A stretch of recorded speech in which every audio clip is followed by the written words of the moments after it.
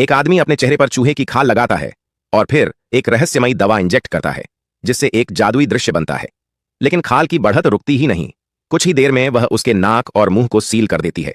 घुटकर मरने से बचने के लिए आदमी सर्जिकल चाकू उठाकर अपने चेहरे की ओर फेंक देता है, लेकिन खाल का बढ़ना बंद नहीं होता। आखिर में उसका पूरा चेहरा बंद हो जाता है।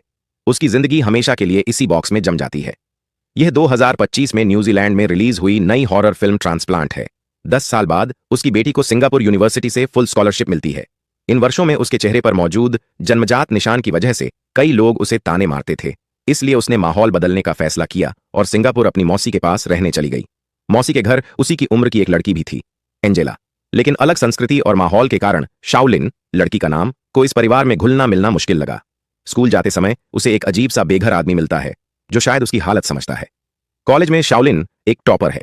जब प्रोफेसर को पता चला कि वह अपने पिता की छोड़ी हुई रहस्यमयी खाल का रिसर्च जारी रखना चाहती है, तो उसने कहा कि लैब का दरवाजा हमेशा उसके लिए खुला है, लेकिन हर काम उसकी निगरानी में होगा। स्पष्ट था कि प्रोफेसर के मन में भी कोई और इरादा था। शाओलिन ने पिता की लिखी नोट्स से रिसर्च शुरू की, लेकिन बार बार नाकाम रही। प्रोफेसर उससे निराश होकर दूसरी लड़की को रखने लगा। उदास शाओलिन को रास्ते में पड़े एक पर्चे से ख्याल आया कि जानवरों की तुलना में पौधों में खुद को ठीक करने की क्षमता ज्यादा होती है। शायद पौधे उसके प्रयोग की समस्या हल कर दें। रात में शाओलिन पौधों के गार्डन में चोरी छिपे गई। उसे एक अजीब सी पारसिमन फूल पसंद आया।